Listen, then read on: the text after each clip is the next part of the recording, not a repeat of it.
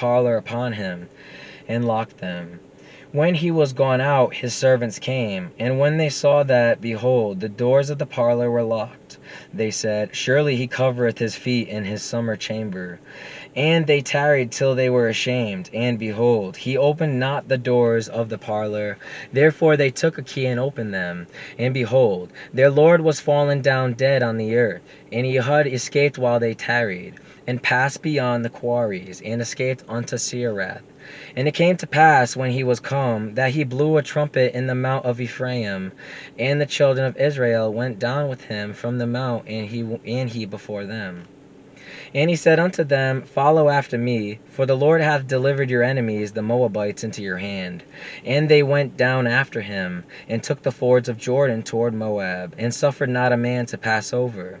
And they slew of Moab at that time about 10,000 men, all lusty, and all men of valor, and there escaped not a man. So Moab was subdued that day under the hand of Israel. And the land had rest 80 years. And after him was Shamgar the son of Anath, which slew of the Philistines 600 men within Oxgoad. And he also delivered Israel.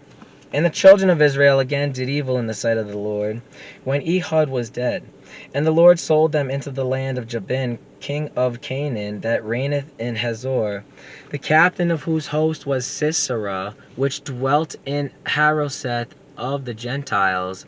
And the children of Israel cried unto the Lord, for he had 900 chariots of iron. In 20 years he mightily oppressed the children of Israel. And Deborah, a prophetess, the wife of Lapidoth, she judged Israel at that time. And she dwelt under the palm tree of Deborah between Ramah and Bethel in Mount Ephraim, and the children of Israel came up to her for judgment.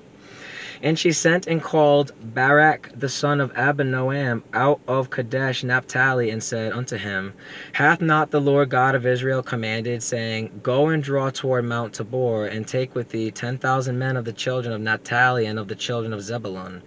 And I will draw unto thee to the river Kishon Sisera, the captain of Jabin's army, with his chariots and his multitude, and I will deliver him into thine hand. And Barak said unto her, If thou wilt go with me, then I will go, but if thou wilt not go with me, then I will not go. And she said, I will surely go with thee, notwithstanding the journey that thou takest shall not be for thine honor. For the Lord shall sell Sisera into the hand of a woman. And Deborah arose, and went with Barak to Kadesh. And Barak called Zebulun and Naphtali to Kadesh, and he went up with 10,000 men at his feet, and Deborah went up with him. Now Heber the Kenite, which was of the children of Hobab, the father-in-law of Moses, had severed himself from the Kenites, and pitched his tent unto the plain of Zanaim, which is by Kadesh. And they showed Sisera that Barak the son of Abinoam was gone up to Mount Tabor. And Sisera gathered together all his chariots, even 900 chariots of iron, and all the people that were with him, from Harosheth of the Gentiles unto the river of Kishon. And Deborah said unto Barak, Up, for this is the day in which the Lord hath delivered Sisera into thine hand. Is not the Lord going out before thee? So Barak went down from Mount Tabor, and 10,000 men after him.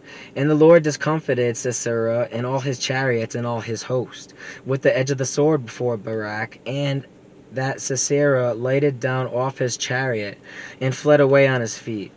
But Barak pursued after the chariots and after the host, unto Harosheth of the Gentiles. And all the host of Sisera fell upon the edge of the sword, and there was not a man left. Howbeit Sisera fled away on his feet to the tent of Jael, the wife of Heber the Kenite, for there was peace between Jabin the king of Hazor and the house of Heber the Kenite.